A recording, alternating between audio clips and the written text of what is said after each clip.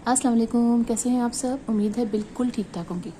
आज हम करी लीफ के प्लांट के बारे में बात करेंगे कि हम प्लांट को अपने घर में कैसे ग्रो करें और इसकी केयर कैसे करें।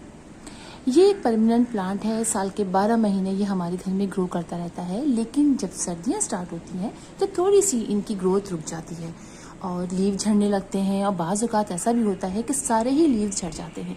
मेरे भी इस प्लांट के लीव काफ़ी झड़ गए थे। उसके बाद दोबारा से जैसे ही बाहर का मौसम शुरू हुआ, इसमें दोबारा से लीव निकलने लगे।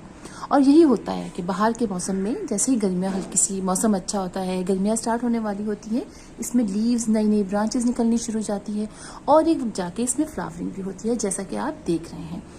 मेरे इस प्लांट में बहुत खूबसूरत फ्लावरिंग हुई और अब इसमें सीड बन चुके हैं और अब हम अपने प्लांट को दोबारा से सीड के ज़रिए ग्रो करेंगे। और आप देख सकते हैं कितने सारे सीड्स में बने हुए हैं।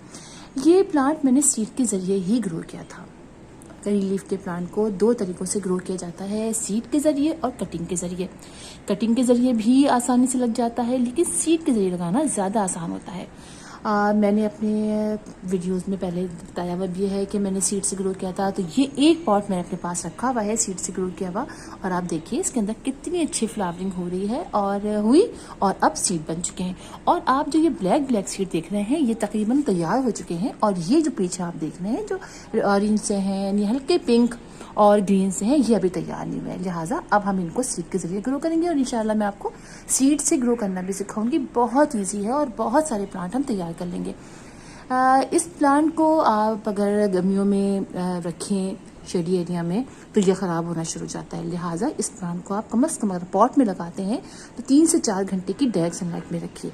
और पानी का भी ख्याल रखिए, ना बहुत ज़्यादा पानी डालिए ना बहुत कम पानी डालिए। इसलिए कम पानी डालेंगे तो भी ये प्लांट ख़राब होने लग जाएगा, लीव्स ड्राई होने लग जाएंगे और फिर ये प्लांट काफ़ी बुरा सा लगेगा। और फिर एक टाइम ये भी आ सकता है कि कई दफ़ा कम पानी डालने की वजह से ये प्लांट ख़राब हो जाएगा। लेकिन ज़्यादा पानी डालना भी इसके लिए नुकसानदेह होता है। लिहाजा अगर आप ऐसा पानी डालते हैं कि आप चेक करके कि जब यानी सूख गया है सॉइल, तो फिर आप पानी डाल दीजिए। अच्छा, इस पे अक्सर कीड़ों का अटैक होता है, काले काले रंग के स्पॉट्स से बन जाते हैं, वो भी कीड़े ही होते हैं। स्पाइडर माइट्स का अटैक होता है। लिहाजा आप इस पे पाबंदी से हर 15 डेज बाद स्प्रे करें, क्योंकि इनको हमें यूज़ करना होता है। इनकी लीव्स को हम यूज़ करते हैं खानों में, मुख्तलिफ़ किस्म के दवाइयाँ भी बनाते हैं, इससे हेयर ऑयल में भी इस्तेमाल करते हैं। तो लिहाजा लीव्स में कीड़े वगैरह नहीं होने चाहिए। अच्छा, इस प्लांट को अगर हम ज़मीन पर लगाते हैं तो सर्दियों में ऐसे बाज़ लोग कहते हैं कि भाई हमारा प्लांट तो बिल्कुल सही रहा और आप बता रही हैं कि हमारे प्लांट सर्दियों में ख़राब हो जाता है। तो जनाब, जो पॉट में लगे होते हैं वो प्लांट अक्सर उनकी लीव जल जाते हैं, लेकिन जब ज़मीन में लगाते हैं तो चूँकि ज़मीन, आप जानते हैं ज़मीन में ग्रोथ हर प्लांट की बहुत अच्छी होती है। लिहाजा ज़मीन में उसकी इतनी कंडीशन ख़राब नहीं होती, तकरीबन सही रहता है, वो थोड़ी सी ग्रोथ रुक जाती है। लिहाजा जब भी अपने प्लांट को लगाइए, अगर आप लगाना चाहते हैं करी लीफ के प्लांट को पॉट में, तो थोड़े बड़े साइज़ का पॉट लीजिए। छोटे साइज़ के पॉट में ग्रोथ इतनी अच्छी नहीं होती है। आप ही देखिए, मेरे 18 इंच का पॉट है और इसमें मैंने साथ ही तुलसी का पौधा भी लगाया हुआ है, जो माशाल्लाह बहुत अच्छा हो गया। इसमें बहुत चीज़ हमने इस्तेमाल भी कर लिए। और इसी तरह करी लीफ के प्लांट को आप देखिए, हमने इसमें कितनी सारे लीव्स ब्रांचेस भी तोड़ के हमने इस्तेमाल कर ली और यहाँ पर यह फ्लावरिंग हो गई है। अच्छा, जब फ्लावरिंग होती है, अगर आपके पास बहुत बड़ा प्लांट है और आप नहीं चाहते कि उसमें फ्लावरिंग हो, तो आप कट कर दीजिए। इससे क्या फ्लावरिंग हो जाती है तो सीड बनते हैं और प्लांट अपनी पूरी एनर्जी जो है वो सीड को ग्रो करने में, बनाने में लगा देता है, तो प्लांट की ग्रोथ रुक जाती है। जैसे कि मेरे इस प्लांट की रुकी हुई है, लेकिन चूँकि मुझे सीड चाहिए थे तो लिहाजा मैंने इसको लगे रहने दिया और अब यह सीड तैयार हो चुके हैं। अच्छा, इसको आप ज़रूरत नहीं होती बहुत ज़्यादा फर्टिलाइज़र की। हर 15 डेज से या महीने में एक दफ़ा आप एक मुट्ठी गोबर की खाद डाल दीजिए। जो भी लिक्विड फर्टिलाइज़र आप बनाते हैं घर में, जो किचन वेस्ट से बनता है, उसे आप इस्तेमाल कर लीजिए। बहुत ईजिली जो है वो ये प्लांट के लिए वो इसकी रूट्स एब्जॉर्ब कर लेती हैं और हमारा प्लांट जो है वो बहुत इस तरीके से लगना शुरू, मतलब बढ़ना शुरू हो जाता है। अगर आप इसको कटिंग के जरिए ग्रो करना चाहते हैं तो आप इसे, आजकल रेनी सीजन है, आप बिल्कुल इसको ग्रो कर लीजिए।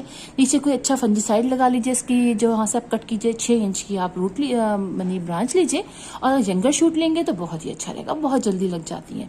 अगर आप उसके लिए सॉइल लेंगे तो आप उसमें लीजिएगा कोकोपीट ले लीजिएगा और सैंड ले लीजिएगा, या ओनली कोकोपीट ले लीजिएगा, या ओनली सैंड ले लीजिएगा, या कोकोपीट और घर की मिट्टी ले लीजिएगा। या हर जगह सॉइल में लग जाती है। बस होना यह है कि इसको शेडी एरिया में आपने रखना है, 6 इंच की ब्रांच लेनी है और आपने उसको पानी से यानी हर वक्त उसको हल्का का मॉइस्ट रखना है।